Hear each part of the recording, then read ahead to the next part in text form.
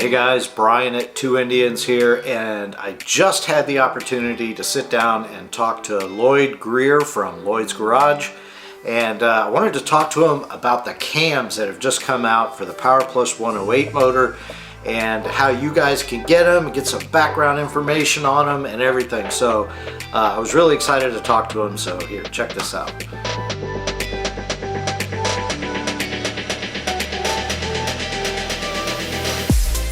All right, so we've got the one and only Lloyd Greer from Lloydz Garage. How you doing, man? It's great to see you. Yes, you too, Brian. Awesome, awesome. Well, I appreciate you taking a few minutes to hook up with us here. I want to talk to you about the cams that are finally out. But before I do that, I want to congratulate you on a kick-ass weekend out at Laguna Seca, man. You guys absolutely killed it, didn't you? Yeah, we had a good weekend, and we got another race weekend coming up this weekend. So So it's no rest for the weary, right? oh my God, it's wide open throttle. And I mean, regardless of whether they're on the track or in the dealerships, it's just crazy. Right, right. Or getting ready for We've been really Sturgis. I mean, blessed. And yeah, blessed and cursed, right? well, hey, you know what? I have a conversation with the team just about on a daily basis that tells them, you know what? Yeah, we're all wide open, we're all strung out and stressed out, and but it's for a reason. Because we're leading an industry, and it's not a bad thing to be. We've got great people working for us. We have to because me and Tim can't do this ourselves. Oh, So for sure. we've been blessed in Right. many Well, like, ways with that. yeah, well, like Jack Welch said, the famous businessman, hire the best people you can find and rely on them, right? Exactly. And Yeah. we lean on them pretty hard, and they always seem to perform. So, yeah. Well, as long as you reward them, then they'll stick around, right? Well, so far so good. Awesome. Awesome. So let's talk about the cams. I mean, a lot of the Challenger and Pursuit people and all of us Power Plus 108 fans just saw, your post a couple weeks ago that said the cams are there. We saw them sitting on a pallet behind you. It was great news for a lot of people that have been waiting a long time, myself included. Tell us a little bit about, the history behind that and getting those things to market. Well, it's been a 3.5 year struggle.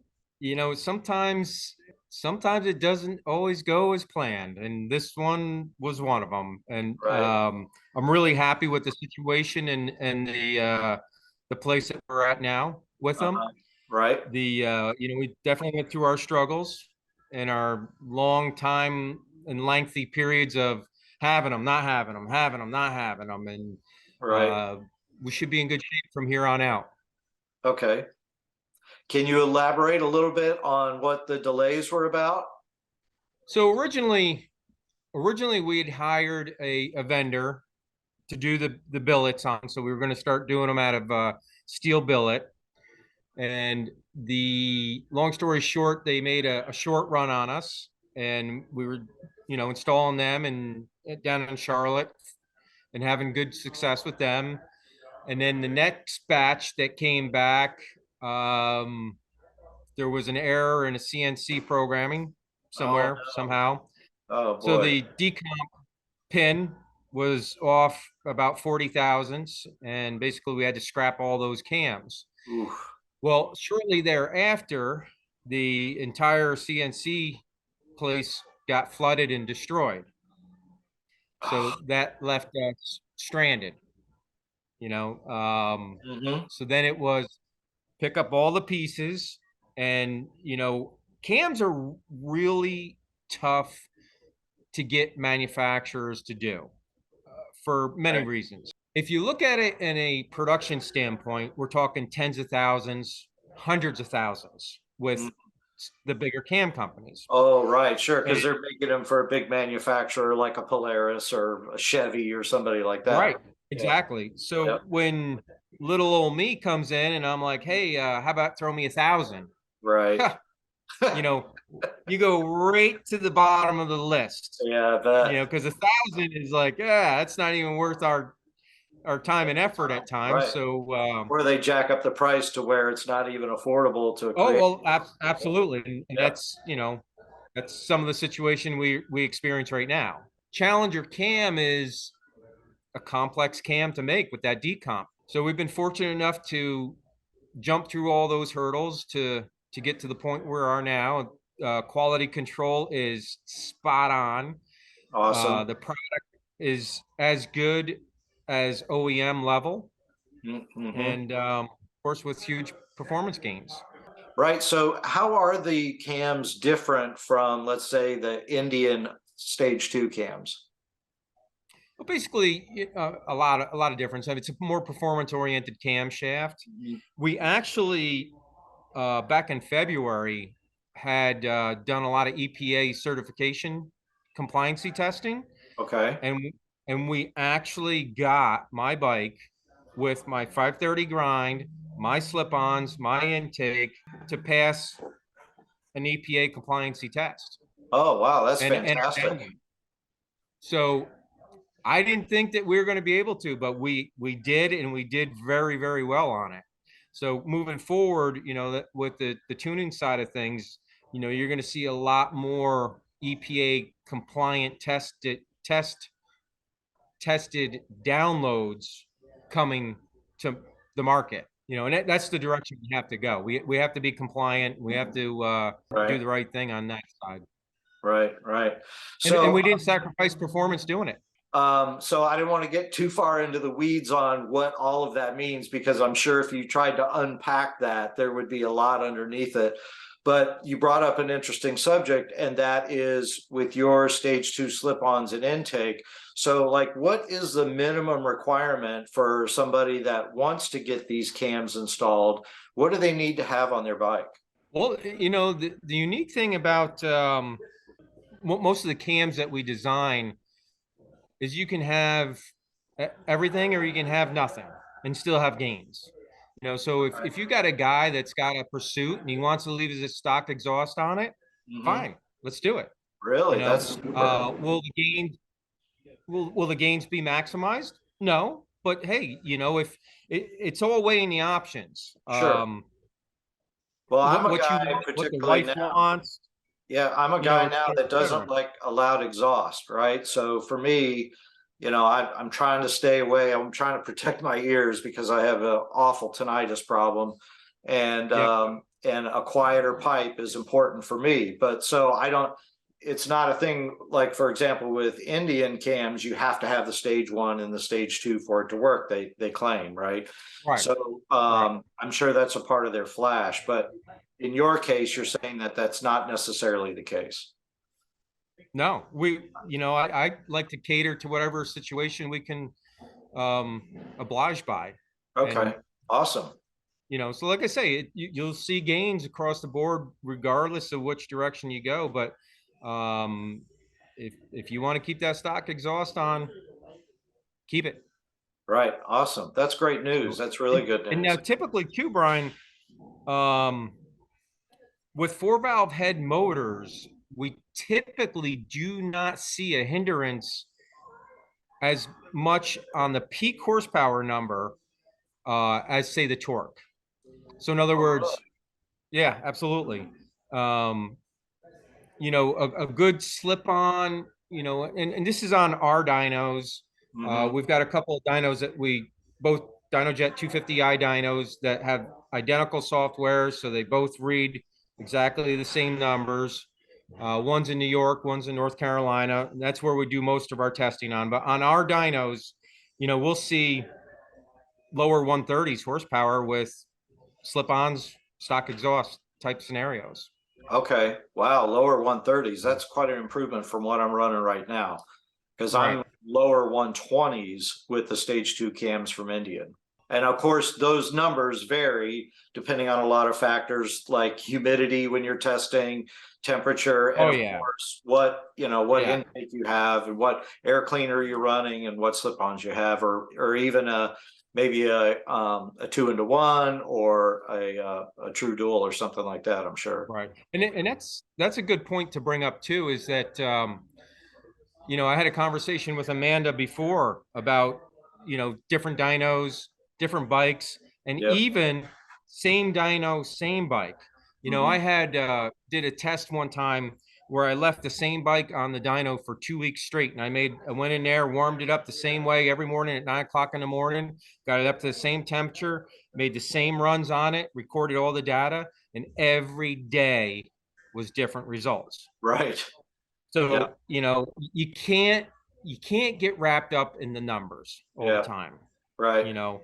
And one of the things that, of course, now with electronics, the bikes, truthfully, it's harder and harder for us to get consistency in the power levels with especially the new MG1 ECU. It's a really complex system, and it doesn't always give you the same results back every time. And I warned guys, don't get wrapped up in the numbers. Yeah. Right. Wrap yourself around how the bike feels and responds. We Right. know we're going to make big gains. Right. That's a given.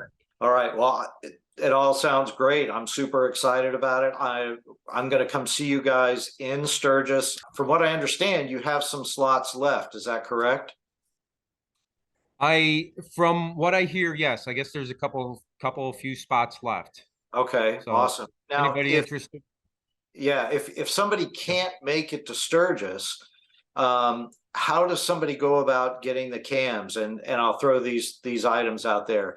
Do they have to be done at a Lloyd's tuning center, so to speak? So an affiliated Indian dealership, or can they buy them in a box from you and take them to their local mechanic, and then obviously, of course, get the ECU from you?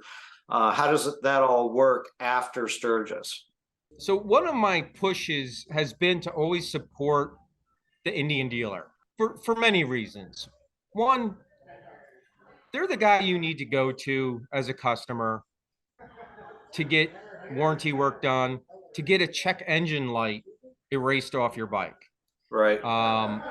There's going to be independent shops, absolutely. And I don't want to say this like I'm against those guys by any means, because I started out as an independent shop, but it's getting more difficult for independents to be able to even work on the bikes, and not so much electronic or mechanically, but electronically. If you get a bike and it needs an update, and Challenger had that ISA update, a year and a half ago or 2 years ago. If you're an independent shop, you can't perform that update. So Right.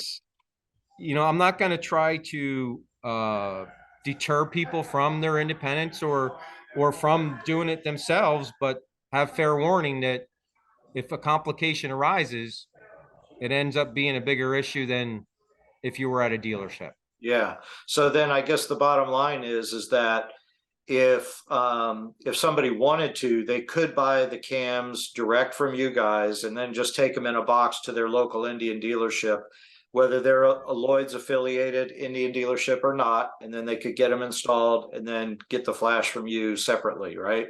So there's going to be a bunch of different scenarios. A lot of our Indian dealers that are remote tuning centers or LTL centers, Lloyd's Tuning Link centers, have been previous customers with Lloyd's Motorworks before for many years. So there's going to be dealers that aren't going to be able to do that, not only aren't going to be able to do the work, but some of them that just don't want to do the work, and yes, for sure. Right. and I like to reiterate to the consumer base, the customer base out there, at any means, support your dealer, because that's what keeps their doors open, Yep. and by properly supporting your dealer network, they can stay in business. They can in return support you. If you have a problem with your dealer, all right, well, find another one. But try to support your dealer network, because they are crucial in growing this brand and doing the right thing, moving forward. I agree. But Our local dealer, Sky Power Sports here in Sanford, Florida, Seminole, Indian of Seminole County, they just became a Lloyd's tuning center. So I'm really okay, excited about that. Yeah. yeah. Because Um, the other thing is, not to interrupt, but the other thing is that the Challenger cam job isn't an easy job, right. and you're going to need an experienced tech to do that job. And Okay. of course, a lot of our experience with those types of techs are working on that bike every day. So it Yes. gives them a lot better knowledge base and being able to do the job. Kohler, if there's guys out there listening and they want to get the cams done, by all means, reach out to your local dealer, see if they're set up with us on, buying a product and being able to do the downloads, et cetera, and support them, please. Okay. All right. So even if they're not a Lloyd's Tuning Center, they may be able to buy the part directly from their dealer along with the install. Is that what you're saying? Correct. Okay. Yeah. All right. Well, that's great news. I was going to say, we do have some key dealers, and I'm probably going to miss a couple of them because I don't have the paper in front of me. But, Right. of course, Indian Motorcycle St. Paul is one of our shops. They can handle all those needs. We have Springfield, Mass. That's getting cams. We have Rolling Fast in New Jersey getting cams. Okay. Savannah, Georgia, Ooh. is a good tuning center and install center for us. Music City, Head Motorsports. How about Ocala? Because I know they do a lot of work with you guys. I believe Ocala is set up for RTC LTL, but I don't know if they're set up for the Lloyd's products yet. Okay. Gotcha. Let's see, Indian Motorcycle Des Moines. There is another one down in Florida. I can't remember the name, but it might be Sky. Yeah, that's the new one that It- just signed it. They just posted about it it- maybe a week ago. okay, so they put a good in order for cams on us. If you have other dealers watching, I'm sorry guys if I missed your name, but they'll help get their social media awareness out there that they're doing the jobs also. Sure, sure. Now, way back in the day when the cams first came out for the Thunderstroke motors, we all know that the springs, the valve springs were not set up for it, right? They weren't heavy duty enough. And No, obviously, that's a total misconception. oh, really? 100% false. Yes. Okay. The All right, talk to reality me of about that. so what actually happened with that scenario, there were compromised springs most likely from the vendor. Oh, okay. So Gotcha. whether they had nicks or inclusions in them during the Okay. handling or manufacturing process, Uh-huh. that was the failure. It was. Really? Yep. So when they put the new springs in 2019, the new springs are identical, Hmm. not only in wire diameter, stack height, the amount of coils. They called them a high lift spring, but in reality, it was an identical spring to the original ones. No kidding. Okay. However, I believe that the only change was, and I can't verify this, but I believe that the only change was a different vendor on the spring from the orange spring to the red spring. Okay. So, and we always recommended changing the springs because we Just in didn't case. know Yeah. which ones were compromised. Right. And the Right. only That way makes you knew is when they broke. So it was like an insurance policy to say, hey, listen, we recommend you change the springs because we don't know if you've got compromised springs in there or not. To add to that, a larger cam profile is going to find a compromised spring faster than the stock one. sure. Sure. But nonetheless, there was significant failures on the stock side too that occurred way before we even came out with cam. Okay. Well, I appreciate you clearing that up, but that was going to lead me to a question of I'm assuming that you've gone through lots of testing on these cams and you can assure anybody that's considering a purchase like this that it's not going to damage the motor or anything like that. No, on our street cam, we don't have. I'm not a big fan of putting a lot of lift and crazy ramp profiles, and there's more misconception out there and more misleading data from individuals based on that too. But it's false, just like half the stuff on the internet you read. Right. You know, we design our cam profiles. We could be more performance oriented in nature with more aggressive ramp designs, but Hmm. we pull it back to it's just out of what an OEM would consider safe on, not, I shouldn't say safe, but would be considered their zone of inches of lift per minute on the ramp for opening and closing for setting the valve down on the seats. When you get into real aggressive cam profiles, such as race profiles, of course, they take a lot of punishment. They not only on the spring, but also on the valve and on the seat.